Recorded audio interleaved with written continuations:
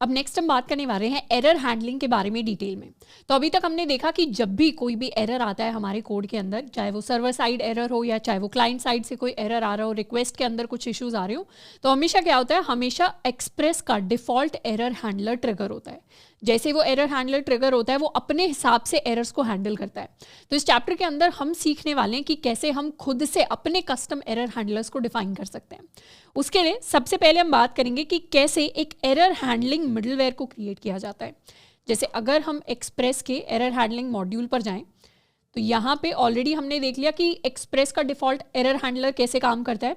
हमने देख लिया कि स्टेटस कोड अगर उसे और कुछ नहीं मिलता एरर के अंदर तो वो बाय डिफ़ॉल्ट 500 सेट कर देता है। इस तरीके से जो भी स्टैक ट्रेस आता है वो हमारे क्लाइंट के पास सेंड हो जाता है। बट हम चाहें तो अपने लिए खुद के हम एरर हैंडलर्स को लिख सकते हैं। अब जो एरर हैंडलर्स होते हैं ये एक्चुअली मिडलवेयर्स होते हैं। So we can define our own error handling middleware functions in the same way as other middleware functions. तो इसको एक तरीके से हम कैटेगरी ऑफ मिडलवेयर्स भी समझ सकते हैं। हमने शुरुआत में ही बात की थी कि मिडलवेयर्स के अलग अलग टाइप्स होते हैं। उनमें से एक टाइप होता है एरर हैंडलिंग मिडलवेयर्स, यानी ऐसे मिडलवेयर्स जो एरर्स को हैंडल करते हैं।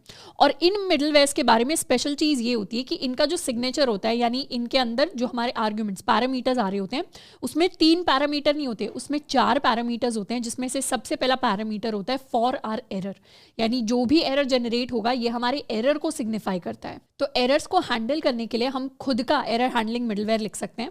Let's come to our code, और ये हमारा कोड था जिसको हमने लास्ट चैप्टर के अंदर लिखा था। इसके अंदर हम एक एरर हैंडलिंग मिडलवेयर को क्रिएट करेंगे। हम लिख सकते हैं app.use, और इसके अंदर हमारे पास आ जाएगा error, request, response and next. And उसके बाद हम क्या करेंगे, अगर कोई भी एरर जनरेट होता है तो उस एरर को हम सिंपली console.log error इस तरीके से प्रिंट करवा देंगे। इसको कर लेते हैं सेव, एंड हम जाते हैं यहाँ पर, we can go to local host 8080/error। हम एरर पर गए और यहाँ पे क्या हुआ, हमारे लिए हमारे एरर का पूरा स्टैक ट्रेस प्रिंट होकर आ गया। यहाँ दिख रहा है सर्वर लिसनिंग टू पोर्ट 8080। हमारे पास एक रेफरेंस एरर जनरेट हुआ है जो कह रहा है ABCD is not defined. Let's suppose अगर हमें हमारे एरर को प्रिंट नहीं करवाना तो सिंपली यहाँ हम लिख सकते हैं एरर की जगह this simple plain word. Save किया, हम रीस्टार्ट कर सकते हैं अपने सर्वर को,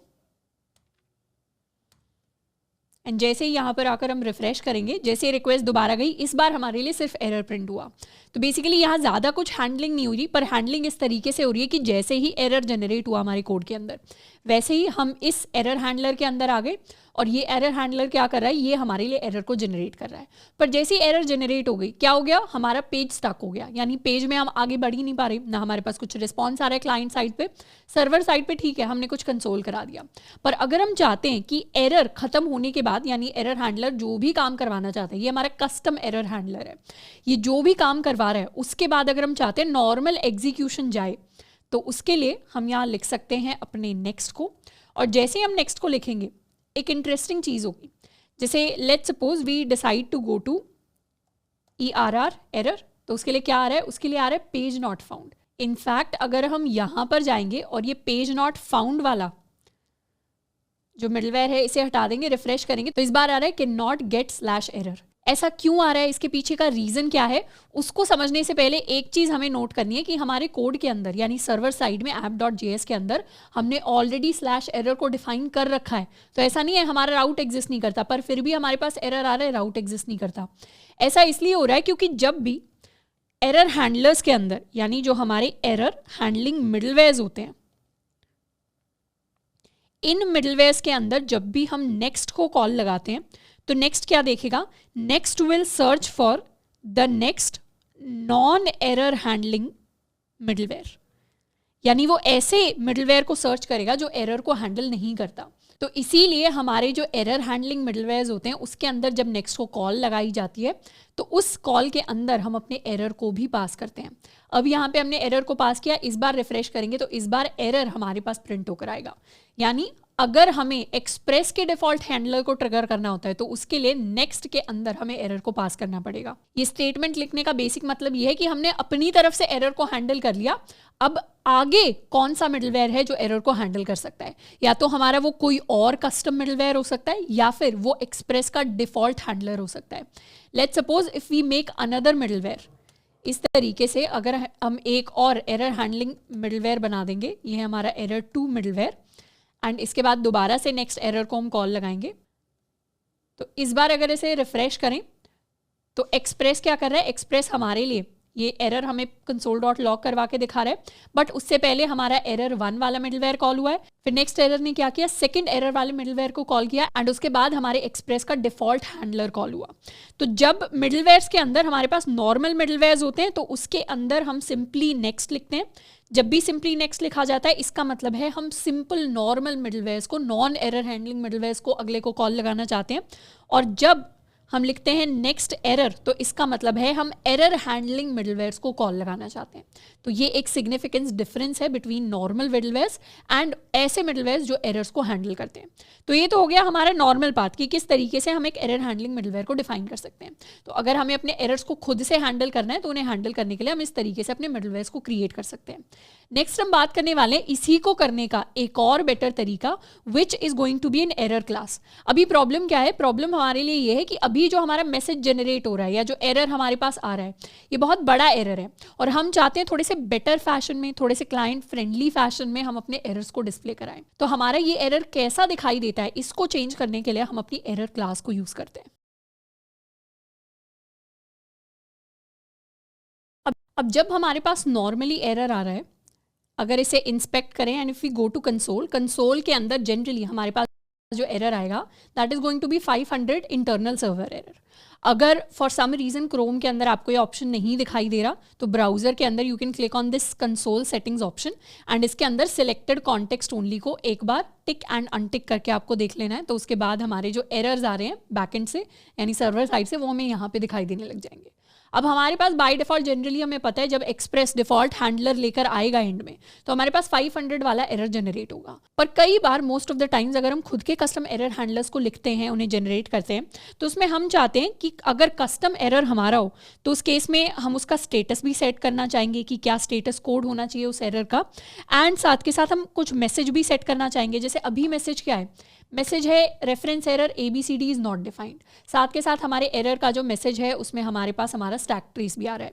पर हम ये सारी इन्फॉर्मेशन नहीं चाहते कि हमारे एरर के साथ हमारे क्लाइंट साइट पे जाए। हम लिमिटेड इन्फॉर्मेशन भेजना चाहते हैं या हम खुद कस्टम इन्फॉर्मेशन भेजना चाहते हैं डिपेंडिंग अपॉन किस टाइप का एरर आए, क्योंकि सर्वर साइड पे अलग अलग टाइप के एरर्स आ सकते हैं। तो हमारी मर्जी है कि हम अपने कौन से एरर के लिए किस तरीके का डेटा क्लाइंट को भेजना चाहते हैं। तो उसके लिए हम अपनी कस्टम एरर क्लासेस को यूज़ करते हैं। अब कस्टम एरर क्लासेस को यूज़ करने से पहले we'll go to MDN and हम यहाँ पे जाके रिस्पॉन्स स्टेटस कोड्स को देखेंगे। अब दो तरीके के स्टेटस कोड्स हैं जो जनरली हम अपने एरर्स के साथ भेजते हैं। सबसे पहले स्टेटस कोड्स हैं जो 400 से 500 की रेंज में बीच में रहते हैं, जो बेसिकली 4 से स्टार्ट होते हैं। ये हमारे क्लाइंट एरर रिस्पॉन्सेज होते हैं, यानी ऐसे एरर जो क्लाइंट साइड पे जनरेट हुए हैं। इनमें से सबसे कॉमन एरर ये हो सकता है 400 बैड रिक्वेस्ट, या 404 हो सकता है पेज नॉट फाउंड, यानी क्लाइंट हम जो यूज़र हैं वो इस तरीके की API को कॉल लगा रहे हैं या ऐसे पेज को एक्सेस करने की कोशिश कर रहे हैं जो एग्जिस्ट ही नहीं करता। या फिर हमारे पास एक अनऑथराइज्ड एरर भी होता है। बेसिकली हमारा जो यूज़र है हो सकता है वो साइंड इन ना हो और फिर भी अपना पासवर्ड चेंज करने की या प्रोफाइल पिक्चर एडिट करने की कोशिश कर रहे हो, तो ऐसे में हमारा 401 यानी अनऑथराइज्ड एरर आता है स्टेटस कोड के अंदर। अगर कभी कभी कुछ राउट्स को हम फॉरबिडन रखते हैं, जैसे लेट्स सपोज आपके कॉलेज की अगर वेबसाइट होगी तो वेबसाइट का एक ऐसा पेज होगा जो सारे स्टूडेंट्स के लिए बनाया हुआ है और ऐसा पेज होगा जो टीचर्स के लिए बनाया हुआ है जिसमें टीचर्स मार्क्स या अटेंडेंस अपलोड करते हैं। अब अगर कोई स्टूडेंट है जो अपने क्रेडेंशियल से टीचर वाले लिंक पे जाने की कोशिश कर रहा है तो जनरली वो वेबसाइट अलाउ नहीं करेगी, क्योंकि ऐसे में स्टूडेंट के पास वो परमिशन नहीं है जो उस पेज के अंदर चेंजेस करने के लिए, उस पेज को एक्सेस करने के लिए चाहिए। तो उसे हम कहते हैं फॉरबिडन एरर, जो 403 का कोड हमारे पास होता है। एंड इसी तरीके से और भी हमारे पास स्टेटस कोड्स होते हैं। एंड सेकंड जो टाइप ऑफ स्टेटस कोड हम यूज़ कर सकते हैं वो हमारे सर्वर एरर रिस्पॉन्सेज के होते हैं। सर्वर के अंदर एक तो हमारा इंटरनल सर्वर एरर होता है जो विच इज़ वेल नोन, उसके अलावा हमारे पास एक बैड गेटवे भी होता है, एंड गेटवे टाइम आउट भी होता है। तो इस तरीके से काफ़ी सारे स्टेटस कोड्स होते हैं जो जनरली अवेलेबल होते हैं। इनमें से सबको तो हम इतना ज़्यादा फ्रीक्वेंटली यूज़ नहीं करते, पर 2-3 हैं जिनको हम बार बार यूज़ करेंगे तो हमें खुद ही आइडिया लग जाएगी कि which status code stands for what thing. अब हम बात करते हैं कि हम अपने खुद के कस्टम एरर्स को कैसे थ्रो कर सकते हैं। अभी तक जिन एरर्स को हम यूज़ करते आए हैं, जैसे यहाँ पर अगर हमने ये एरर थ्रो किया है तो यहाँ पे एरर इनबिल्ट क्लास होती है हमारे एक्सप्रेस के अंदर। पर अगर हमें खुद की एरर क्लास बनानी है तो उसके लिए हम एक फाइल बना सकते हैं। We'll call it express error .js, और एक्सप्रेस एरर के अंदर हम एक क्लास बनाएंगे जिसका नाम ही है एक्सप्रेस एरर। इसका नाम हम वैसे तो कुछ भी रख सकते हैं, we can call it my error, we can call it error 1, error 2, इस तरीके से कुछ भी नाम हो सकता है, क्योंकि ये क्लास हमारी कस्टम क्लास है जिसको हम खुद बना रहे हैं। तो एक कस्टम एरर क्लास है, और ये क्लास क्या कर रही है, it will x tends the error class of express, यानी एक्सप्रेस की जो एरर क्लास है उस क्लास को ये एक्सटेंड कर रही है। अगर हमें ऊप्स की यानी ऑब्जेक्ट ओरिएंटेड प्रोग्रामिंग के वो जो कॉन्सेप्ट्स थे जो हमने पढ़े थे जावास्क्रिप्ट के अंदर वो याद आ रहे हैं, तो यहाँ पे क्या हो रहा है, यहाँ पे इनहेरिटेंस हो रही है। इनहेरिटेंस कहने का क्या मतलब होता है, जब भी एक्सटेंड्स होता है तो इसका मतलब एरर क्लास के अंदर जो भी प्रॉपर्टीज थी वो अब हमारी एक्सप्रेस एरर क्लास के अंदर भी आ जाएंगी। तो इस क्लास के अंदर हम अपने लिए कंस्ट्रक्टर डिफाइन कर सकते हैं, और हम चाहते हैं कंस्ट्रक्टर के अंदर हमेशा 2 पीसेज ऑफ इन्फॉर्मेशन आए। एक आए कि हम कौन सा स्टेटस देना चाहते हैं अपनी एरर को, एंड दूसरा आए कि हम अपने एरर को क्या मैसेज देना चाहते हैं। तो कंस्ट्रक्टर के अंदर सबसे पहले तो हम सुपर को कॉल करेंगे, उसके बाद this dot status is equal to status and this dot message is equal to message. तो इस तरीके से ये हमने अपनी कस्टम एक्सप्रेस एरर क्लास बना ली है, एंड इसे हम कर सकते हैं export is equal to express error. अब इस एरर क्लास को यूज़ करने के लिए हम इसे सबसे पहले तो रिक्वायर कर लेंगे, const express error is equal to require dot slash express error. इसको कर लेते हैं सेव। अब यहाँ पर जहाँ हम एक्सेस डिनाइड के मैसेज के साथ अपने लिए एक डिफ़ॉल्ट एरर थ्रो कर रहे थे, यहाँ डिफ़ॉल्ट एरर थ्रो करने की बजाय इस बार हम न्यू एक्सप्रेस एरर को यहाँ पे थ्रो करेंगे।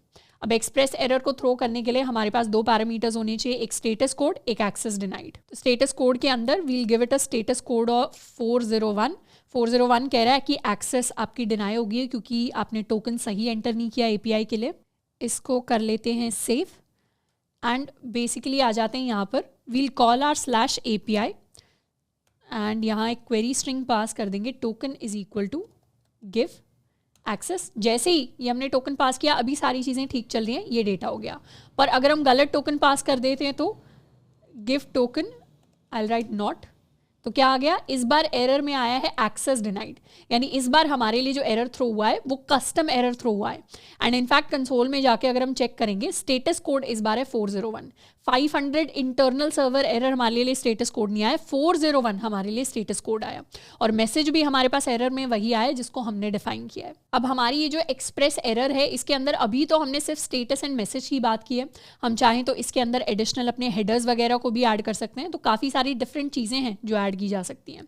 एंड इनफैक्ट यहाँ पे हमारा एरर जब जनरेट हुआ है तो हमारा डिफ़ॉल्ट एरर हैंडलर भी ट्रिगर हुआ है, जिसने क्या किया, दोनों मिडलवेयर्स को कॉल किया, एंड उसके बाद हमारी एरर को किसने प्रिंट करवाया, हमारी एरर को प्रिंट करवाया एक्सप्रेस के डिफ़ॉल्ट हैंडलर ने। अगर यहाँ पर हम अपने इस सेकंड एरर हैंडलर को हटा देते हैं एंड नेक्स्ट को कॉल करने की बजाय if I choose to response dot send, अगर हम चूज़ करते हैं कि हम अपने एरर को सिर्फ फ्रंट एंड पे यानी क्लाइंट साइड पे सेंड कर देंगे, तो इससे क्या होगा, इससे ये होगा कि जैसे ही गलत टोकन आएगा ये नया एक्सप्रेस एरर जनरेट होगा। जैसे ही एक्सप्रेस एरर जनरेट होगा हम यहाँ आ जाएंगे अपने एरर हैंडलिंग मिडलवेयर के अंदर। जैसे ही यहाँ आएंगे पहले एरर प्रिंट होगा एंड उसके बाद रिस्पॉन्स में क्लाइंट साइड के पास हमारा यही एरर चला जाएगा जो जनरेट हुआ है। इसको एक बार टेस्ट आउट करके देखते हैं। Let's stop our server and restart it. Refresh हमने किया तो इस बार हमारे पास क्या आया, हमारे पास वो एरर आया जो एक्चुअली बैकएंड पे जनरेट हुआ है। इस एरर के अंदर क्या है, इसके अंदर स्टेटस है 401 एंड मैसेज है हमारे पास एक्सेस डिनाइड। अब ये एरर जैसा इसलिए नहीं दिख रहा क्योंकि इसको एक्सप्रेस ने बाय डिफॉल्ट हैंडल नहीं किया, क्योंकि हमने सिंपली क्या किया, एक रिस्पॉन्स सेंड कर दिया। पर हमें दिख रहा है कि ये जो एरर वाली लाइन थी ये हमारे पास कंसोल में आके प्रिंट हुई है, यानी फाइनल जो एरर हैंडलिंग की है वो हमारे कस्टम हैंडलर ने की है। और एरर कौन सा था, एरर भी हमारा कस्टम एक्सप्रेस एरर था जो थ्रो हुआ था।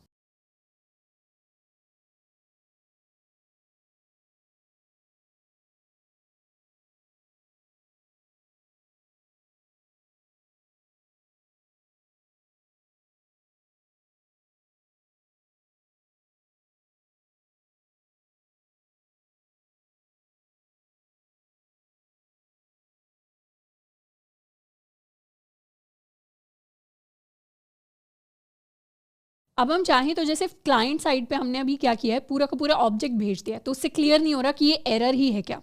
तो उसकी जगह हम क्या कर सकते हैं, उसकी जगह सिंपली पहले हम स्टेटस एंड मैसेज एक्सट्रैक्ट कर सकते हैं अपने एरर ऑब्जेक्ट से, एंड फिर उसे एज अ रिस्पॉन्स सेंड कर सकते हैं।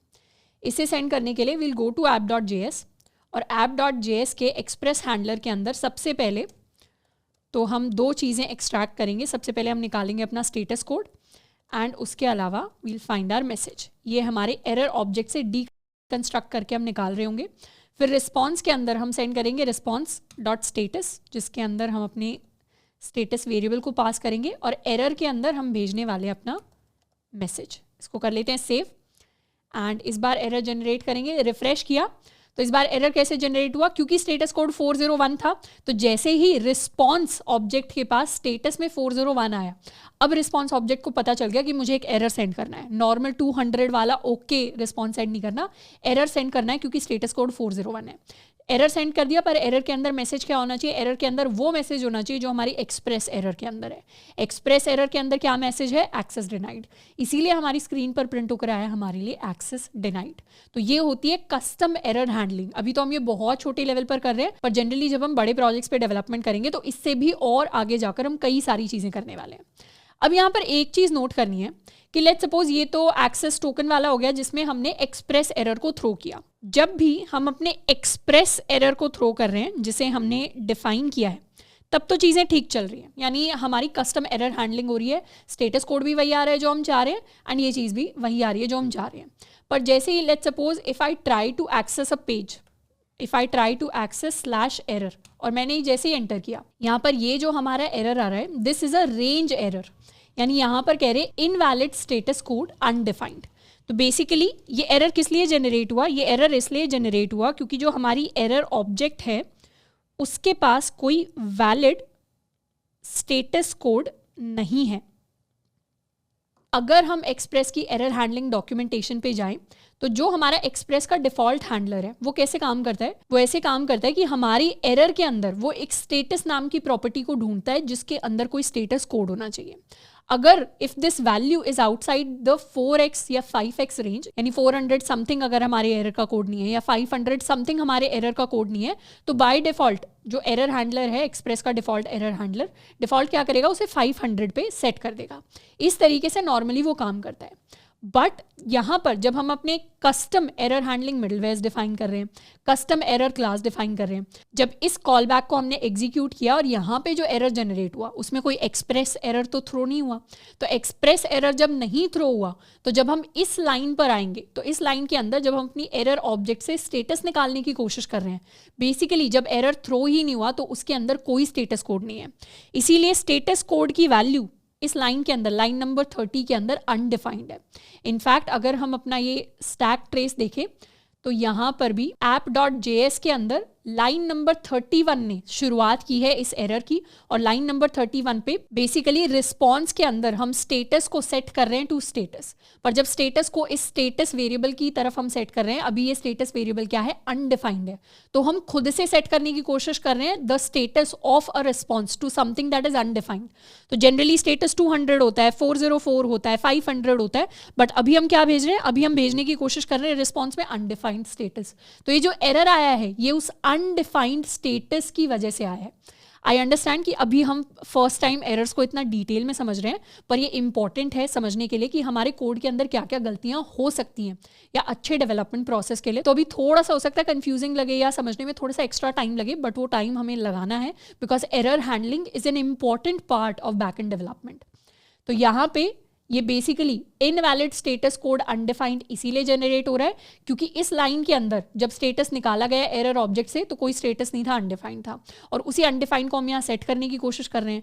यहाँ पे एरर इसलिए आ रहा है क्योंकि हमने एक्सप्रेस के डिफॉल्ट हैंडलर को तो बोल दिया तुम मत करो हमारे लिए काम, हम खुद अपने एरर्स को हैंडल कर लेंगे, और जब खुद अपने एरर्स को हैंडल कर रहे हैं तो स्टेटस में अनडिफाइंड भेज रहे हैं, स्टेटस में अनडिफाइंड भेज रहे हैं, तो वो हमारे लिए एरर जनरेट कर रहा है। बट अगर हम कह दें कि चलो स्टेटस कभी भी अगर अनडिफाइंड हो जाता है या उसकी वैल्यू नहीं होती, तो उस केस में हम चाहते हैं कि बाय डिफॉल्ट स्टेटस की वैल्यू सेट हो जाए टू 500, हमें उससे प्रॉब्लम नहीं है। तो उस केस में इस बार अगर एरर जनरेट होगा तो हमारे लिए क्या आएगा स्टेटस, हमारे लिए स्टेटस आएगा 500 इंटरनल सर्वर एरर। मतलब हमने बोल दिया कि स्टेटस अनडिफाइंड ना रह जाए, इसीलिए उसे एक डिफॉल्ट वैल्यू दे दो। एंड उसी तरीके से अगर एरर के अंदर जो मैसेज है उसे हम कभी कभी एक डिफॉल्ट वैल्यू असाइन करना चाहते हैं तो वो भी हम असाइन कर सकते हैं। We can call it some error occurred, इस तरीके से सेव एंड रिफ्रेश। अभी तो हमें यही मैसेज दिखाई देगा क्योंकि यही मैसेज जनरेट हो रहा है, पर अगर कभी ऐसी सिचुएशन आती है जिसमें एरर के साथ कोई मैसेज एसोसिएटेड नहीं है तो उस केस में डिफॉल्ट मैसेज हमारी तरफ से चला जाएगा। तो बेसिकली अभी तक हमने दो चीज़ें सीखी हैं। सबसे पहला कि हम खुद के एरर हैंडलिंग मिडलवेयर्स को कैसे क्रिएट करते हैं, हम खुद एरर्स को कैसे भेज सकते हैं क्लाइंट साइड को कि ये एरर हुआ है, ये मैसेज है, ये स्टेटस कोड है, एंड साथ के साथ हम खुद की एरर क्लासेस को कैसे डिफाइन कर सकते हैं। अब नेक्स्ट हम करने वाले हैं एक छोटी सी एक्टिविटी। नेक्स्ट एक्टिविटी के अंदर हम क्रिएट करने वाले हैं एक admin route and we'll send an error with a 403 status code. Basically हम /admin का एक राउट क्रिएट करेंगे और क्योंकि हमारे जो नॉर्मल यूजर्स हैं उनके पास /admin की एक्सेस नहीं होगी, तो ये जो API है ये क्या करेगा, ये एक न्यू एरर को थ्रो करेगा। ये हमारा एक्सप्रेस एरर होगा जिसके अंदर स्टेटस कोड हम पास करेंगे 403। तो इसको क्रिएट करने के लिए हमारे लास्ट में एक app.get के अंदर we can create a route called /admin। Admin के अंदर हमारे पास रिक्वेस्ट हो सकता है, हमारे पास रिस्पॉन्स हो सकता है, और यहाँ पे हम थ्रो कर देंगे थ्रो न्यू एक्सप्रेस एरर जिसके अंदर स्टेटस कोड होगा 403 एंड इसे हम बोलेंगे एक्सेस इज फॉरबिडन या फिर access to admin is forbidden, इस तरीके का कुछ हम लिख सकते हैं। We can save it and अब हम अगर /admin पे जाने की कोशिश करेंगे तो उस केस में हमारे पास क्या आया, स्टेटस कोड के अंदर 403 आया और मैसेज की फॉर्म में लिखकर आया access to admin is forbidden.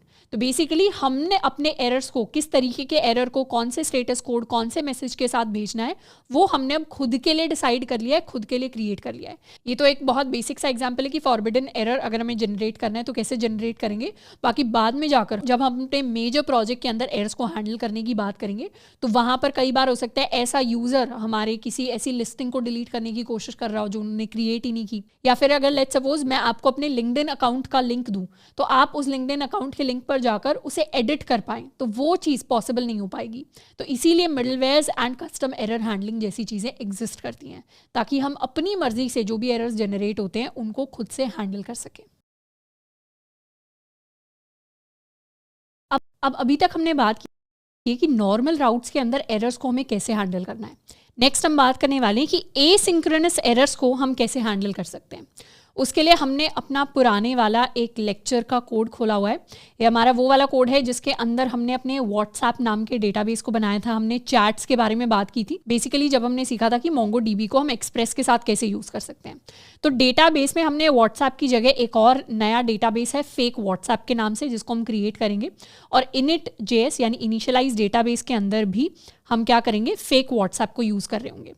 तो एक बार हम अपने MongoDB सर्वर को स्टार्ट कर लेते हैं और अभी अगर हम डेटाबेसेस को देखें तो अभी फेक व्हाट्सएप के नाम से कोई भी डेटाबेस नहीं है। What we are going to do, एक बार हम अपने init.js को रन करेंगे, node init.js, and if we try to see our databases तो अब हमारे पास ये फेक व्हाट्सएप वाला डेटाबेस आ गया।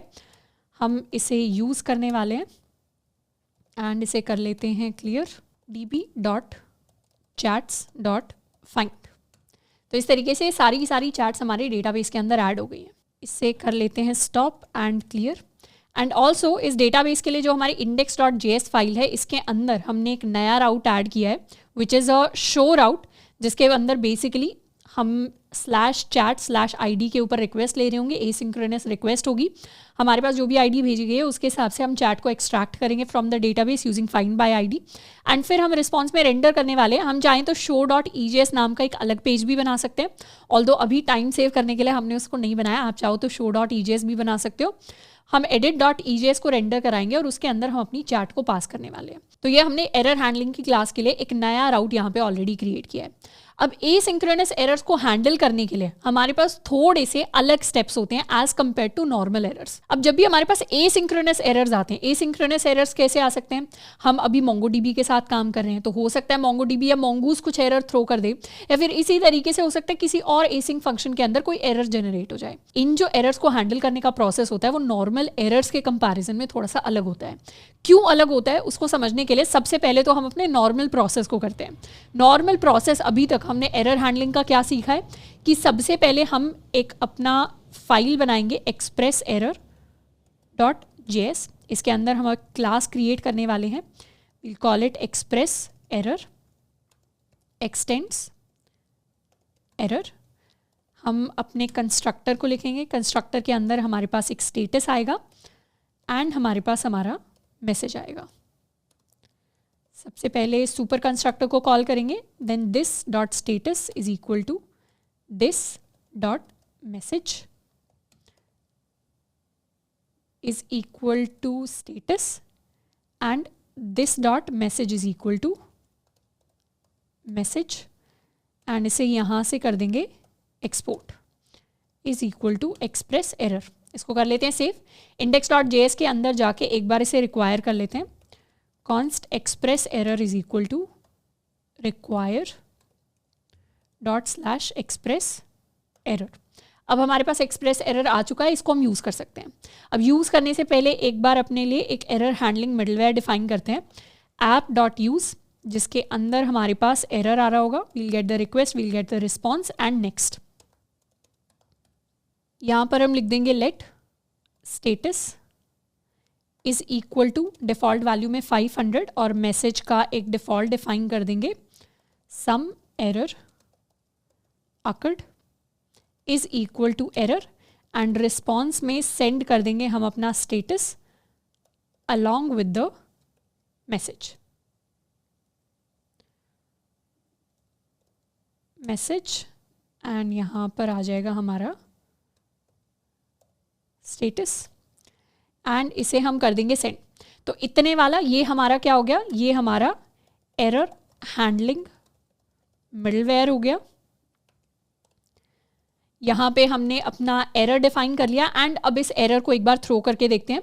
एरर हम थ्रो करेंगे अपने एक नॉर्मल राउट के अंदर जो एसिंक्रोनस नहीं है। जैसे let's suppose this is my new route asynchronous नहीं है, इसके अंदर कुछ भी एसिंक्रोनस काम नहीं हो रहा, तो यहाँ से डायरेक्टली हम थ्रो करने वाले हैं न्यू एक्सप्रेस एरर, और एक्सप्रेस एरर के अंदर let's call it 404 page not found, ये एरर हम थ्रो करेंगे। इसको कर लेते हैं सेव एंड एक बार सर्वर को करेंगे रन।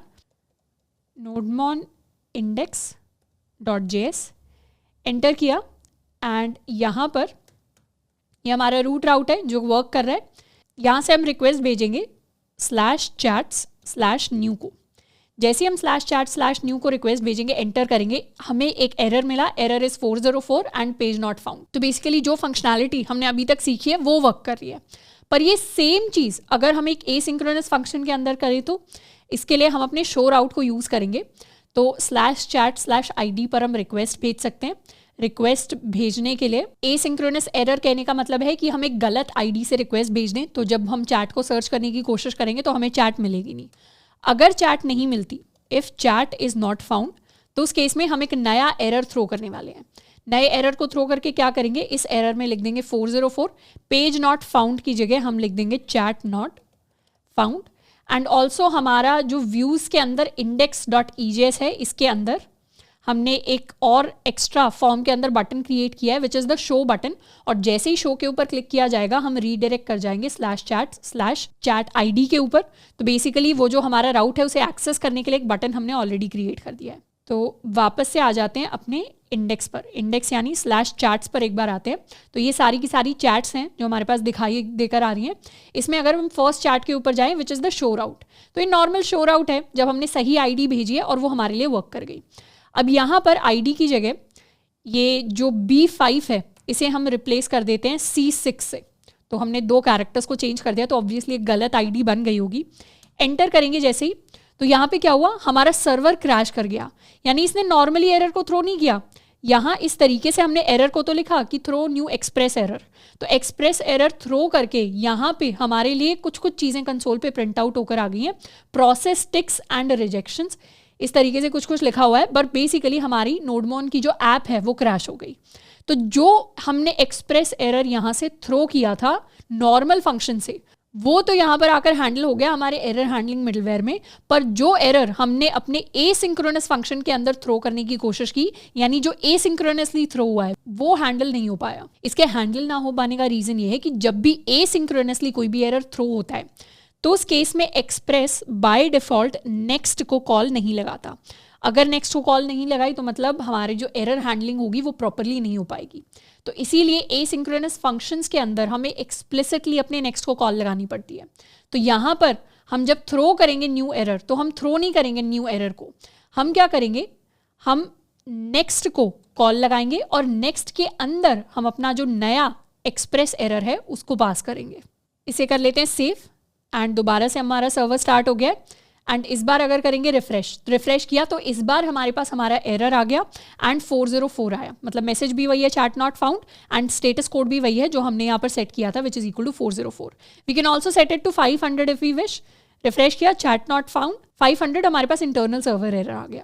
तो बेसिकली अगर हमें एसिंक्रोनस एरर्स को हैंडल करना है तो एक्सप्रेस बाय डिफॉल्ट नेक्स्ट को कॉल नहीं लगाएगा, तो हमें नेक्स्ट के अंदर अपने एरर को पास करना पड़ेगा।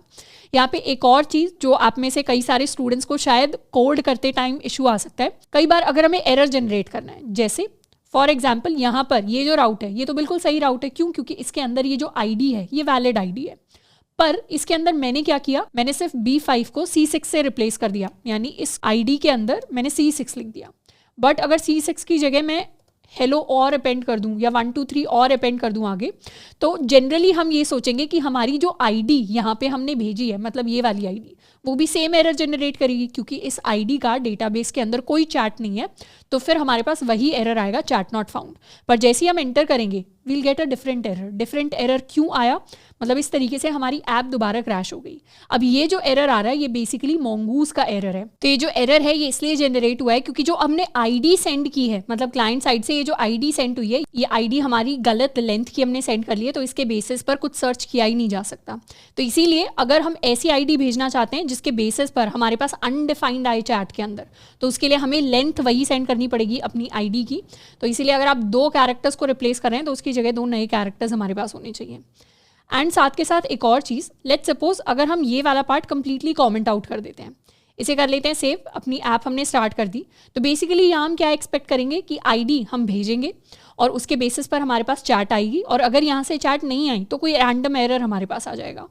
बट जब हम इस तरीके से, लेट्स गो बैक एंड इसे एक बार हम रीस्टार्ट कर लेते हैं। If I replace B5 with C5, enter किया, तो यहाँ इस तरीके से एक अजीबो गरीब सा एरर हमें दिखाई देता है। तो बेसिकली इसके पीछे का रीज़न क्या है, इसके पीछे का रीज़न ये है कि जब हम कभी भी गलत आईडी भेज देते हैं और find by ID function execute होता है, तो बाय डिफ़ॉल्ट मोंगूज में अगर फाइंड बाय आईडी में हमारे पास कोई रिजल्ट नहीं आता तो उस केस में एरर जनरेट नहीं होता। उस केस में हमारी जो चैट है उसके अंदर इनवैलिड वैल्यू आ रही होती है, और जब हम उस इनवैलिड या अनडिफाइंड वैल्यू को पास कर रहे हैं अपने EJS को, यानी अपने टेम्पलेट को, तो ये जो एरर है ये मोंगूज ने या मोंगोडीबी ने जनरेट नहीं किया, ये जो एरर है ये हमारे EJS टेम्पलेट ने जनरेट किया है। तो अलग अलग टाइप के एसिंक्रोनस एरर्स होते हैं जो जनरेट होते हैं। यहाँ पर हमने खुद से अपने लिए एक एसिंक्रोनस एरर को जनरेट किया है। इसको दोबारा से हम चाहें तो सेव कर सकते हैं। तो कुछ इस तरीके से हम अपने एसिंक्रोनस एरर्स को हैंडल करते हैं। अब ये तो हो गया हमारा नॉर्मल केस जिसमें यहाँ पर हमने अपने एसिंक्रोनस एरर को हैंडल किया है। इसके बाद हम एक और केस लेने वाले हैं, क्योंकि हमारे पास कई सारे डिफरेंट एसिंक्रोनस एरर्स हो सकते हैं। एक का हमने अभी एग्जांपल दिया कि जो आईडी से हम सर्च करने की कोशिश कर रहे हैं वो आईडी एग्जिस्ट ही नहीं करती, ये एक तरीके का एसिंक एरर हो गया। दूसरे तरीके का एरर हो सकता है जिसमें हमारे पास एक वैलिडेशन एरर आएगा। वैलिडेशन एरर क्या होता है? वैलिडेशन इज बेसिकली जो रूल्स, जो कंस्ट्रेंट्स हमने डिफाइन किए हैं उसके बेसिस पे एरर आ गया। फॉर एग्जाम्पल हमने अपने मॉडल्स के अंदर चैट का अपने लिए एक मॉडल बनाया था। इस चैट के मॉडल में हमें पता है कि हमारा जो फ्रॉम वाली स्ट्रिंग होनी चाहिए वो रिक्वायर्ड होनी चाहिए, टू वाली स्ट्रिंग रिक्वायर्ड होनी चाहिए, मैसेज वाली स्ट्रिंग की मैक्सिमम लेंथ ये होनी चाहिए, क्रिएटेड एट वाली डेट रिक्वायर्ड होनी चाहिए। ये सारे के सारे हमने कंस्ट्रेंट्स डिफाइन कर दिए हैं। But if I go to this page से रिफ्रेश कर लेते हैं एंड सर्वर हमारा वर्किंग है। अगर हम सेंड अ मैसेज वाले पेज पे जाते हैं, अभी के लिए इसे हटा देते हैं, ये जो हमारा थ्रो न्यू एरर है इसको कर देते हैं कमेंट आउट, रिफ्रेश एंड दोबारा से अगर सेंड अ मैसेज वाले हम इस पेज पर जाते हैं तो बेसिकली यहाँ हम टू लिखते हैं, यहाँ हम अपना मैसेज लिखते हैं, यहाँ हम फ्रॉम लिखते हैं। पर अगर इन तीनों फील्ड्स को खाली करके इफ़ आई सेंड इट तो उससे क्या होगा, उससे हमारे पास एक वैलिडेशन एरर जनरेट होगा। यहाँ पर लिखा भी आ रहा है चैट वैलिडेशन फेल्ड, यानी हमारे पास कुछ कुछ वैलिडेशन, कुछ कुछ रूल्स हमने डिफाइन किए थे कि फ्रॉम रिक्वायर्ड ही होना चाहिए, टू रिक्वायर्ड ही होना चाहिए। तो बेसिकली क्लाइंट साइड से जब हमने उस फॉर्म को सबमिट किया तो उसकी फील्ड्स खाली थे, रिक्वायर्ड वाली चीज़ें भी काफ़ी सारी खाली थी। और जैसे ही हम इस पोस्ट राउट के अंदर आए तो यहाँ पर फ्रॉम, टू एंड मैसेज तीनों खाली थे। जब हमने उन्हें असाइन किया फ्रॉम, टू एंड मैसेज को यहाँ पे वैल्यू, तो हम खाली वैल्यूज़ को असाइन कर रहे हैं। तो जब हम उसे सेव करने की कोशिश करेंगे तो उस केस में दोबारा से एसिंक्रोनस एरर जनरेट होगा। और एरर क्या जनरेट होगा, एरर वैलिडेशन एरर जनरेट होगा, क्योंकि हम ऐसी चीज़ सेव करवाने की कोशिश कर रहे हैं जो खाली है। तो बेसिकली हमारे पास कुछ है नहीं सेव करवाने के लिए, पर मोंगूज का मॉडल कहता है कि कुछ होना ही चाहिए, वैल्यू होनी ही चाहिए, रिक्वायर्ड है वो फील्ड। तो इसीलिए एक वैलिडेशन एरर जनरेट हुआ। इस एरर को हम कैसे टैकल कर सकते हैं, जनरली अगर हमारे पास असिंक अवेट होते हैं तो ऐसे एरर्स को टैकल करने के लिए हम ट्राई कैच को यूज़ कर सकते हैं। फॉर एग्जाम्पल ये console.log को यहाँ से हटा देते हैं। हम ये सारी की सारी चीज़ें we can put these all in a try block. तो यहाँ पे इसे कर लेते हैं कट, सारा का सारा जो अपना कोड है उसको हम अपने ट्राई ब्लॉक के अंदर डाल सकते हैं। एंड उसके बाद हम अपना एक कैच ब्लॉक रख सकते हैं जिसमें हमारे पास एरर आ जाएगा। एरर आ जाएगा तो यहाँ से हम चाहें तो console.log कर सकते हैं अपने एरर को, नहीं तो हम चाहें तो थ्रो भी कर सकते हैं न्यू एरर को, या हम नेक्स्ट को भी कॉल कर लगा सकते हैं। नेक्स्ट के अंदर हम अपना डिफ़ॉल्ट एरर जो है उसे पास कर सकते हैं ताकि हम अपने एरर हैंडलर तक पहुँच जाए। तो सर्वर हमारा दोबारा से स्टार्ट हो गया एंड इस बार इस पेज पे जाके अगर हम सेंड करेंगे तो इस केस में क्या हुआ, इस केस में हमारे पास एरर का मैसेज डिस्प्ले होकर आ गया एंड इंटरनली 500 डिस्प्ले होकर आ गया। तो क्या हुआ था एरर के अंदर, एरर के अंदर था chat validation failed, from path from is required, to path to is required, यानी फ्रॉम एंड टू वाले फील्ड हमारे पास रिक्वायर्ड थे। तो इस बार ट्राई कैच ब्लॉक ने क्या किया, ट्राई ने हमारे एरर को डिटेक्ट किया, कैच ने उस एरर को कैच किया और फिर हमारा जो डिफॉल्ट हैंडलर हमने बनाया है उस हैंडलर को कॉल कर दिया फॉर आर एरर। और जैसे ही हैंडलर कॉल हुआ वैसे ही उसने एरर को हैंडल कर लिया, यानी स्टेटस एंड मैसेज उसने सेट कर दिया और यहाँ से हमारा एरर एज अ रिस्पॉन्स हमारे क्लाइंट साइड के पास चला गया। अब हम हर एक एसिंक फंक्शन के साथ इस ट्राई एंड कैच ब्लॉक को एसोसिएट कर सकते हैं ताकि हर जगह हमारे एरर्स हैंडल हो जाए। ऊपर से अगर स्टार्ट करेंगे तो ये हमारा फर्स्ट एसिंक्रोनस फंक्शन है, इसके अंदर we can put the entire code in a try block. इसे यहाँ से कर लेते हैं कट एंड यहाँ पे we can keep a catch error और यहाँ से हम नेक्स्ट एरर को कॉल लगा सकते हैं। ये भी हमारे पास एसिंक्रोनस है, इसे हमने हैंडल कर दिया। ये भी एसिंक्रोनस है, यहाँ पर इस तरीके से भी हैंडल कर सकते हैं, नहीं तो ट्राई के अंदर भी ऐड कर सकते हैं। ये भी एसिंक्रोनस कोड है, यहाँ भी ट्राई के अंदर हम सारे के सारे कोड को लिख सकते हैं। अब ट्राई के अंदर सारे के सारे कोड को लिखने का क्या फ़ायदा होता है, ट्राई के अंदर सारे कोड को लिखने का ये फ़ायदा होता है कि कोई भी एरर अगर आ जाएगा तो हमारा हैंडलर कॉल हो जाएगा। यानी अगर हम इस शो वाले राउट को देखें, इसमें तो हैंडलर सिर्फ तभी कॉल होगा जब हमारी चैट खाली होगी, मतलब चैट के अंदर हम कुछ भी डेटा सेंड करके नहीं देंगे अपने शो राउट के लिए। तो बेसिकली जब बैकएंड से आईडी गलत होगी, उसकी वजह से चैट गलत आएगी, तो उस केस में ये चीज़ वर्क करेगी। इसका एक एग्जाम्पल देखते हैं। जैसे लेट्स सपोज ये हमारा है शो राउट। शो राउट के अंदर अभी हमने क्या किया, इस B5 की जगह हमने C5 भेज दिया, एंटर किया, तो हमारा एरर हैंडलर वर्क कर गया। बट C5 के बाद हम एक और C5 लिख दें या हम हेलो लिख दें तो उसके बाद क्या होगा, हैंडलर वर्क नहीं करेगा। हैंडलर वर्क नहीं करेगा तो ऐप क्रैश हो जाएगी, हमारी वेबसाइट काम करनी बंद कर जाएगी। बट अगर हम इस पूरे कोड को ट्राई के अंदर ऐड कर दें, इवन दो हम एरर थ्रो कर रहे हैं अपना कस्टम एरर, बट फिर भी कोड को हम ट्राई के अंदर सेव कर रहे हैं and if we write catch और यहाँ हमारे पास एरर आता है और यहाँ से हम कहते हैं नेक्स्ट को कॉल कर दो फॉर द एरर, तो उस केस में क्या होगा, let's run our code again. उस केस में अगर हम इस गलत आईडी के लिए भी रिफ्रेश करेंगे तो भी हमारा एरर हैंडलर वर्क करेगा। एरर क्या आ रही थी एग्जैक्टली? ये हमारी cast to object ID failed for this value at path ID for model chat. यानी हमारी जो आईडी होती है जो हम यहाँ पर भेजते हैं, ये जो आईडी वेरिएबल है, इसको mongoose by default underscore ID में कास्ट करने की कोशिश करता है। तो ये कास्ट एरर है जो यहाँ पे जनरेट हो रहा है। कास्ट करने का मतलब है एक फॉर्म से दूसरी फॉर्म में कन्वर्ट करना। तो जो हमारी नॉर्मल आईडी है उसको अंडरस्कोर आईडी में कन्वर्ट किया जा रहा है और फिर सर्च किया जाएगा। तो एक तो है कि सर्च वाले पोर्शन में एरर आ जाए, इसको तो हमारा इफ हैंडल कर रहा है, और एक है कास्टिंग में ही एरर आ गया, इसको कोई हैंडल नहीं कर रहा था, बट अब इसको ट्राई क्या कर रहा है, ट्राई कर रहा है और कैच अब इस एरर को कैच कर रहा है। तो इसीलिए इस एरर के लिए अब हैंडलर कॉल हो पा रहा है। यहाँ पे हो सकता है हम बार बार एरर एंड हैंडलर्स के बारे में बात करें तो थोड़ा सा कंफ्यूजन हो सकता है मल्टीपल टाइप्स ऑफ एरर्स में, बट कुछ नहीं, आराम से धीरे धीरे हम इस चीज़ को लर्न कर रहे हैं। दो तरीके के एरर्स थे जो इस कोड से जनरेट हो रहे थे। सबसे पहला कि हमारी जो आईडी है वही नहीं मिल रही डेटाबेस में, इस एरर को तो हमने हैंडल कर लिया इफ के अंदर। दूसरा एरर था जो हम आईडी लेकर आ रहे हैं वो हमारी कास्ट ही नहीं हो पा रही, सर्च ही नहीं हो पा रही, सर्च तो बाद में होगी, पहले कास्ट ही नहीं हो पा रही। तो कास्ट करने वाले प्रोसेस को तो हम कहीं इफ से या किसी तरीके से चेक ही नहीं कर पा रहे थे, उसे चेक करने के लिए हम ट्राई ब्लॉक को यूज़ कर रहे हैं। तो अब सारे के सारे एरर्स को हम कैच कर पाएंगे। तो ये हमारा कास्ट एरर था। इनफैक्ट अगर हमें दूसरे टाइप का एरर देखना हो, फॉर एग्जाम्पल हम गलत आईडी भेज रहे हैं और अब हमारे पास जो वो इंडेक्स यानी ये जो edit.ejs वाला एरर शुरुआत में हमने इनकाउंटर किया था, इस एरर को भी अगर हम देखना चाहते हैं तो इसीलिए सिर्फ इफ लिखना काफ़ी नहीं है, क्योंकि कई तरीके के एरर्स हैं, एसिंक्रोनस एरर्स जो एग्जिस्ट कर सकते हैं। तो हम ट्राई कैच को यूज़ करेंगे। इस एसिंक को भी हम ट्राई के अंदर अपने पूरे कोड को ऐड कर सकते हैं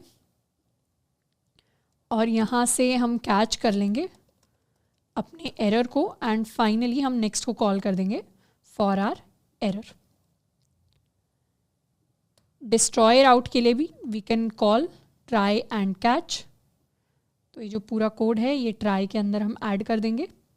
तो इस तरीके से सारे के सारे जो राउट्स हैं एसिंक राउट्स वो हमारे ट्राई कैच ब्लॉक से सेफ हो जाएंगे।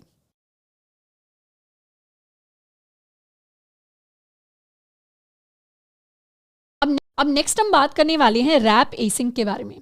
अभी तक हमने क्या देखा, सबसे पहले सबसे बेसिक तरीके से हमने देखा कि नॉर्मल जो हमारे सिंक्रोनस एरर्स उनको कह सकते हैं या नॉर्मल एरर्स कह सकते हैं, जब हमारे नॉर्मल एरर्स जनरेट होते हैं तो उनको कैसे हैंडल करना है।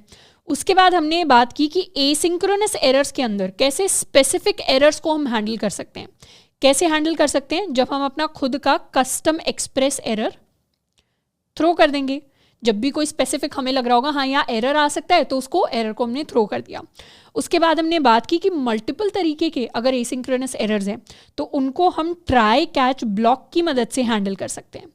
अब ये जो हमने ट्राई कैच ब्लॉक वाला पूरा कोड लिखा, ये थोड़ा सा बल्की फॉर्म है कोड को लिखने का, एरर्स को हैंडल करने का थोड़ा सा ही बल्की तरीका है जिसमें बार बार ट्राई कैच, तो काफ़ी ज़्यादा रिपीटेशन इस कोड के अंदर आती है। इसी कोड को अगर हम और बेटर तरीके से लिखें, यानी ट्राई कैच को ही और बेटर तरीके से लिखने का एक फंक्शनैलिटी, एक यूटिलिटी है हमारे पास रैप एसिंक। तो बेसिकली हम अपने कोड के अंदर क्या करेंगे, हम अपने कोड के अंदर एक नया फंक्शन बनाएंगे। इस नए फंक्शन को हम नाम देंगे रैप एसिंक। इसे हम रैप एसिंक भी कह सकते हैं, इसे हम एक्सप्रेस एरर एसिंक भी कह सकते हैं। बेसिकली हम अपने एसिंक्रोनस फंक्शंस को रैप करने के लिए एक नया फंक्शन बना रहे हैं। और ये नया फंक्शन क्या करेगा, ये नया फंक्शन एक यूनिक फंक्शन बनेगा जो रिटर्न करेगा एक और फंक्शन। मतलब ये ऐसा फंक्शन है जो फंक्शन को ही रिटर्न कर रहा है। हमने अभी तक ऐसे कोई फंक्शंस नहीं देखे जो फंक्शंस को ही रिटर्न करते हैं। और जब हम इस सिंटैक्स को फर्स्ट टाइम देखते हैं तो हमें थोड़ा सा कन्फ्यूजन हो सकता है, पर कन्फ्यूज़ नहीं होना, बहुत आसान सा सिंटैक्स है। बस ये समझनी है बात कि हम एक फंक्शन बना रहे हैं जिसको हमने रैप एसिंक नाम दे दिया। जैसे फंक्शन नॉर्मल वैल्यू रिटर्न करता है, जैसे फंक्शन एरर रिटर्न कर सकता है, वैसे ये फंक्शन एक और फंक्शन रिटर्न कर रहा है। और इस रैप एसिंक के अंदर पैरामीटर यानी आर्ग्यूमेंट भी एक और फंक्शन है। इस फंक्शन को हम fn कह रहे हैं। तो ये ऐसा फंक्शन है जिसके अंदर आर्ग्यूमेंट भी फंक्शन है और जिसकी रिटर्न वैल्यू भी फंक्शन है। तो 3 फंक्शंस का कॉम्बिनेशन है, पर मेन फंक्शन है हमारा रैप एसिंक। तो बेसिकली एक आर्ग्यूमेंट लेता है फंक्शन और रिटर्न करता है एक दूसरा फंक्शन। ये आर्ग्यूमेंट रिटर्न नहीं कर रहा, नया फंक्शन रिटर्न कर रहा है। अब ये जो फंक्शन रिटर्न कर रहा है इसके अंदर हमारे पास कुछ पैरामीटर्स होते हैं। पैरामीटर्स में हमारे पास है रिक्वेस्ट, हमारे पास है रिस्पॉन्स और हमारे पास है नेक्स्ट। और ये जो फंक्शन रिटर्न करेगा, मतलब इतने वाला पार्ट ये जो रिटर्न कर रहा है, इसका काम क्या होगा, क्योंकि हर फंक्शन कुछ ना कुछ काम करता है। ये फंक्शन क्या कर रहा है, ये फंक्शन कुछ रिटर्न कर रहा है, एक फंक्शन रिटर्न कर रहा है। और ये वाला फंक्शन क्या करेगा, ये वाला फंक्शन, ये जो आर्ग्यूमेंट फंक्शन है, इसे एग्जीक्यूट कराएगा। तो आर्ग्यूमेंट फंक्शन को हम एग्जीक्यूट कराएंगे और इस आर्ग्यूमेंट फंक्शन के अंदर हम अपनी रिक्वेस्ट, रिस्पॉन्स एंड नेक्स्ट को पास करेंगे। तो रिक्वेस्ट, रिस्पॉन्स एंड नेक्स्ट को पास करेंगे विद अ कैच। तो डॉट कैच करके हम पास करेंगे और डॉट कैच में अगर हमारे पास एरर आता है तो फिर हम नेक्स्ट को थ्रो कर सकते हैं। तो इस तरीके से हम 3 फंक्शंस का कॉम्बिनेशन डिफाइन करेंगे। अब इस चीज़ को एक्चुअली कोड में लिखने के लिए हम आ जाते हैं अपने कोड में। कोड में हमने फर्स्ट टाइम एसिंक्रोनस यहाँ पर डिफाइन किया है, या फिर इसे एक बार शोर आउट के ऊपर हम डिफाइन कर लेते हैं। Let's define a function called async wrap. Normal function है, इस फंक्शन के अंदर एक आर्ग्यूमेंट है विच इज कॉल्ड एफएन। एफएन मतलब ये भी एक और फंक्शन है, बस हम उसको एफएन कह रहे हैं। ये फंक्शन रिटर्न करता है हमारे लिए एक नया फंक्शन। नए फंक्शन के अंदर हम 3 आर्ग्यूमेंट्स यूज करेंगे, request, response and next.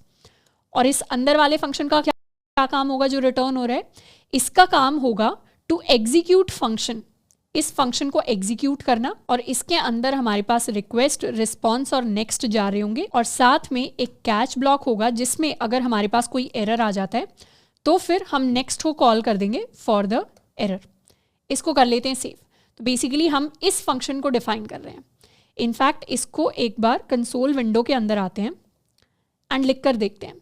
Let's suppose हमने फंक्शन एसिंक रैप डिफाइन किया, इसके अंदर अभी हम कोई पैरामीटर नहीं ले रहे, we have no parameters and in fact dot catch भी हम हटा देते हैं। सिर्फ इतना काम कर रहा है ये एसिंक रैप फंक्शन। अब अगर हम एसिंक रैप के अंदर या एक और हम नया फंक्शन बना लेते हैं, फंक्शन का नाम है हेलो। ऐसे एक const hello is equal to, ये फंक्शन कंसोल डॉट लॉग करवाता है हेलो। तो या तो हेलो को एग्जीक्यूट करने के लिए अब हम अपने हेलो फंक्शन को कॉल कर सकते हैं, तो क्या हुआ, हेलो एग्जीक्यूट हो गया। या फिर if I call async wrap, और एसिंक रैप के अंदर अगर मैं हेलो को पास कर दूं तो उससे भी क्या होगा, तो उससे एसिंक रैप ने मुझे क्या रिटर्न किया, एसिंक रैप ने मुझे एक फंक्शन रिटर्न किया। तो ये क्या है, ये रिटर्न वैल्यू है। हम चाहें तो इस रिटर्न वैल्यू को स्टोर करवा सकते हैं, कॉन्स्ट रिटर्न वैल्यू या रिटर्न फंक्शन इसको बोल सकते हैं। ये हमारा रिटर्न फंक्शन हो गया। और जैसे ही इस रिटर्न फंक्शन को हम एग्जीक्यूट करेंगे वैसे क्या हुआ, हमारे पास हेलो प्रिंट होकर आ गया। तो नॉर्मल सी चीज़ है, जिस फंक्शन को हम एग्जीक्यूट कराना चाह रहे थे, हम बेसिकली छोटी चीज़ को कॉम्प्लेक्स बनाने की कोशिश कर रहे हैं। यहाँ पे क्यों कॉम्प्लेक्स बनाने की कोशिश कर रहे हैं उसका रीज़न अभी समझ में आएगा। पर जिस हेलो, नॉर्मल हेलो फंक्शन को हम नॉर्मली लिख के एग्जीक्यूट करा सकते थे, उसी नॉर्मल हेलो फंक्शन को हमने किसी दूसरे एसिंक रैप को आर्ग्यूमेंट की तरह पास किया। और ये फंक्शन क्या करता है, ये दूसरा कोई फंक्शन रिटर्न कर रहा है और वो फंक्शन हमारे हेलो फंक्शन को एग्जीक्यूट करवा रहा है। तो जब भी रिटर्न वैल्यू आएगी और रिटर्न वैल्यू को हम एग्जीक्यूट करेंगे तब हमारे पास हेलो प्रिंट होकर आएगा। तो नॉर्मल रास्ते की जगह हमने टेढ़ा मेढ़ा रास्ता लिया। इस रास्ते को लेने का रीज़न ये था कि जो हम यहाँ पर ट्राई एंड कैच लिख रहे हैं, अब हमें ये लिखने की ज़रूरत नहीं है। We can remove the try and catch entirely and इसकी जगह हम यूज कर सकते हैं समथिंग कॉल्ड एसिंक रैप। यहाँ पर we can use async wrap. और एसिंक रैप के अंदर क्या होगा, एसिंक रैप के अंदर हम अपना पूरा का पूरा कॉल बैक पास कर देंगे। तो ये पूरा का पूरा कॉल बैक क्या है, ये पूरा का पूरा कॉल बैक हमारा एफएन है, हमारा फंक्शन है। और इसे डायरेक्टली, कॉल बैक को डायरेक्टली एग्जीक्यूट करने की बजाय हम बोलेंगे आप एसिंक रैप को एग्जीक्यूट करो। एसिंक रैप को एग्जीक्यूट करेंगे तो वो एक फंक्शन रिटर्न करेगा। फंक्शन रिटर्न करने का मतलब है इसने जो रिटर्न किया, ये वाला जो फंक्शन है, अब ये हमारा कॉल बैक है। और जैसे ये कॉल बैक एग्जीक्यूट होगा, इसके एग्जीक्यूट होने का मतलब है हमारा फंक्शन एग्जीक्यूट हुआ। फंक्शन मतलब यही वाला कोड जो हमने यहाँ पे लिखा था वो अब एसिंक रैप की फॉर्म में एग्जीक्यूट हुआ। और जैसे ये एग्जीक्यूट होगा, इसके अंदर हमने कैच को साथ में एक्सटर्नली ऐड कर दिया है, तो अगर कोई एरर आता है तो वो एरर हमारे पास कैच भी हो जाएगा।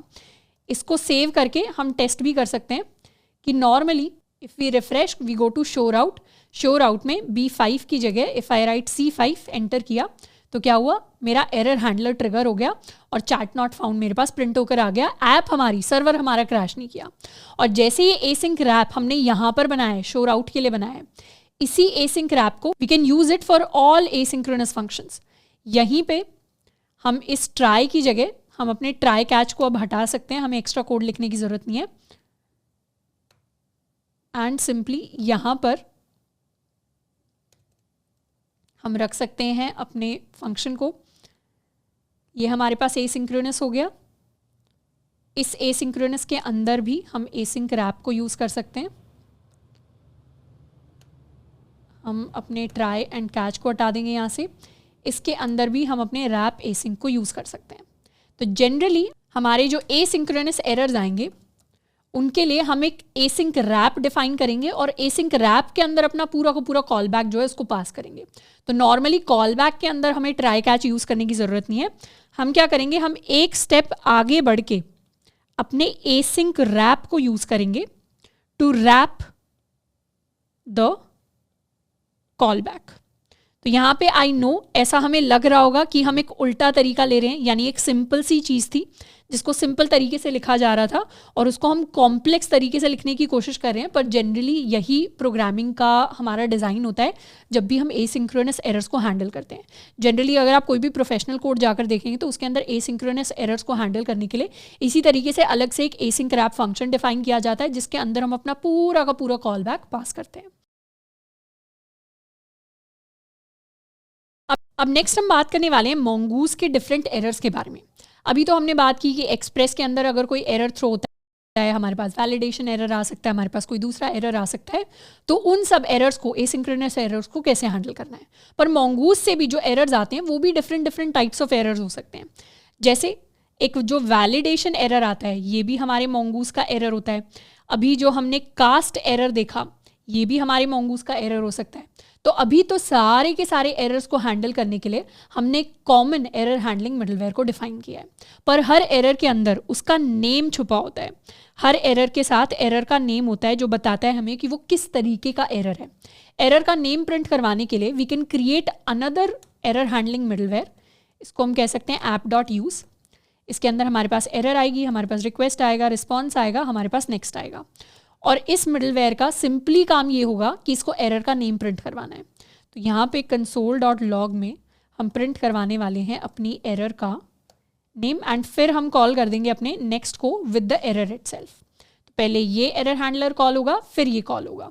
इसको एक बार सेव करते हैं एंड यहाँ अगर हम रिफ्रेश करें, रिफ्रेश करके क्या प्रिंट होके आया, रिफ्रेश करके हमारे पास अभी सिंपली प्रिंट होके आया है एरर। मतलब इसका एज सच कोई नाम नहीं है, सिंपली एरर है। अगर हम बैक जाएं एंड यहाँ पर लेट्स सपोज हम सेंड कर रहे हैं न्यू मैसेज और हमने सेंड पे क्लिक कर दिया, तो इस बार क्या प्रिंट होकर आया, इस बार हमारे पास प्रिंट होकर आया वैलिडेशन एरर। यानी किस तरीके का एरर जनरेट हुआ, हमारे पास वैलिडेशन एरर जनरेट होकर आया। और अगर हम बैक जाते हैं और if I go to show के अंदर अगर हम लास्ट में हेलो लिख देते हैं, एंटर किया, तो इस बार हमारे पास किस तरीके का एरर जनरेट होकर आया, हमारे पास कास्ट एरर जनरेट होकर आया। तो एरर्स के अंदर, नेम के अंदर हम फाइंड आउट कर सकते हैं कि ये किस तरीके का एरर है। और अगर हमें स्पेसिफिक एरर्स के लिए स्पेसिफिक हैंडलर्स क्रिएट करने हैं, यानी हम चाहते हैं वैलिडेशन एरर के लिए हमारे पास अलग से कुछ स्पेशल चीज़, कुछ स्पेशल मैसेज प्रिंट होकर आना चाहिए, तो हम वो चीज़ भी कर सकते हैं। फॉर एग्जाम्पल, अगर हमें पता चलता है कि हमारे एरर का जो नेम है that is equal to validation error, तो उस केस में यहाँ पर हम console.log करके प्रिंट करवाना चाहते हैं this was a validation error, please follow rules. तो इस तरीके का अगर हम कुछ मैसेज प्रिंट करवाना चाहते हैं जब भी वैलिडेशन एरर आएगा तो उस चीज़ को हम कर सकते हैं। हम क्या करेंगे, सिंपली जाएंगे यहाँ पर, रिफ्रेश कर लेते हैं, सेंड अ मैसेज पर। जैसे ही सेंड किया तो इस बार हमारे कंसोल में क्या हुआ, हमारे कंसोल में ये स्टेटमेंट प्रिंट होकर आ गई। उसी तरीके से अगर हमें स्टेटमेंट प्रिंट नहीं करवानी, हमें पूरा का पूरा सेट ऑफ चीज़ें हैं जो करवानी है। जैसे लेट्स सपोज कोई एरर आता है तो उससे पहले हम चाहते हैं कि हमारे डेटाबेस में लॉग हो जाए कि ये एरर हमारे पास आया है, या 3-4 ऐसे काम हो जाए, तो उन सारे कामों को हम एक फंक्शन के अंदर क्लब कर सकते हैं। We can create a function called handle validation error and इस फंक्शन के अंदर हमारा एरर हमारे पास आएगा और और फंक्शन क्या करेगा, उसके बेसिस पर कुछ काम करवाएगा। तो ये वाला काम है जो हम फंक्शन से करवाने वाले हैं। एंड फिर ये फंक्शन क्या करेगा, ये रिटर्न कर देगा हमें वही एरर। तो जैसे ही हमारे पास वैलिडेशन एरर आएगा, हम क्या करेंगे, हैंडल वैलिडेशन एरर को कॉल कर देंगे और इसके अंदर पास कर देंगे अपना एरर। अब इस एरर को यूज़ करके हम इसकी अलग अलग प्रॉपर्टीज़ जो हैं उनको एक्सेस कर सकते हैं। हम चाहें तो console.log एरर को प्रिंट करवा सकते हैं। console.dir हम अपने एरर के जो पैरामीटर्स या बाकी प्रॉपर्टीज़ हैं उनको भी प्रिंट करवा सकते हैं। फिर वापस से रिटर्न कर देंगे अपने एरर को। जैसे एरर रिटर्न होकर आएगा, उसको एक वेरिएबल, उसी सेम वेरिएबल एरर के अंदर स्टोर करवा लेंगे और उसे नेक्स्ट को पास कर देंगे। इसको कर लेते हैं save and let's clear things. Save कर लिया एंड यहाँ से दोबारा से वैलिडेशन एरर हम जनरेट करेंगे। सेंड किया तो इस बार क्या आया, इस बार जैसे ही हमने सर्वर को स्टार्ट किया, हमारे पास जैसे ही एरर आया, एक तो वैलिडेशन एरर प्रिंट होके आ गया क्योंकि हम एरर का नेम प्रिंट करवा रहे हैं। उसके बाद हमें पता चला एरर का नाम वैलिडेशन एरर है, तो फिर उसको हैंडल करने निकल गए। तो ये प्रिंट हुआ सबसे पहले, this is a validation error, please follow rules. And उसके बाद हमने अपने एरर को ही प्रिंट करवा दिया। तो ये जो पूरा का पूरा यहाँ पर प्रिंट हुआ है, this is our complete error. हम चाहें तो सिर्फ एरर का मैसेज भी प्रिंट करवा सकते हैं। अगर हमें इतनी सारी चीज़ें नहीं प्रिंट करवानी, हम एरर का सिर्फ मैसेज प्रिंट करवाएंगे। इसे कर लेते हैं रिफ्रेश एंड सेंड। तो इस बार this is a validation error और ये हमारे एरर का मैसेज था। हम चाहें तो कुछ और भी काम कर सकते हैं, बट अभी के लिए हम सिर्फ console.log करके चीज़ों को देख रहे हैं कि किस तरीके से चीज़ें वर्क कर रही हैं। पर बेसिकली जब हम डेवलपमेंट अच्छे खासे लेवल पर जब हम डेवलपमेंट कर रहे हैं, जब हम अपना कोड लिख रहे हैं, जब वेबसाइट्स बना रहे हैं, तो बैक एंड साइड पे specially as a back end developer हमें एरर्स को अच्छे से हैंडल करना आना चाहिए। और जब भी एरर्स अकर होते हैं और हमें अलग तरीके के एरर्स को अलग तरीके से हैंडल करना है, तो इसी तरीके से फंक्शंस बनाए जाते हैं, इसी तरीके से देखा जाता है कि वो किस टाइप का एरर है एंड उसके बेसिस पर उसको हैंडल कैसे करना है। तो आई होप कि एरर हैंडलिंग के बारे में हमने काफ़ी सारी चीज़ें सीखी हैं इस चैप्टर से, एंड इन सारी लर्निंग को हम नेक्स्ट चैप्टर के अंदर अपने मेजर प्रोजेक्ट के अंदर लगा रहे होंगे। अब हो सकता है कि जब हम बैकएंड की बात करें तो एरर हैंडलिंग इतना अच्छा या देखने में इतना इंटरेस्टिंग टॉपिक नहीं लगता, बट डेफिनेटली काफ़ी ज़रूरी टॉपिक है क्योंकि वेबसाइट्स के अंदर एरर को हैंडल करना इंपॉर्टेंट होता है। और ये भी हो सकता है क्योंकि फर्स्ट टाइम हम एरर हैंडलिंग को डिटेल में पढ़ रहे हैं, तो इस चैप्टर को ख़त्म करने में हो सकता है हमें थोड़ा सा एक्स्ट्रा टाइम लगे, बट उसमें टेंशन लेने की बात नहीं है। धीरे धीरे चीज़ों को देखना है। अगर कोई चीज़ नहीं समझ में आ रही तो उसको एक बार रिपीट करके देखना है, खुद से एक बार कोड ज़रूर लिख कर देखना है ताकि हमें आइडिया लग जाए कि कैसे हम अपनी एरर क्लास को डिफाइन कर रहे हैं, कब हमारा कौन सा एरर जनरेट हो रहा है, कैसे एरर हैंडलर्स काम कर रहे हैं।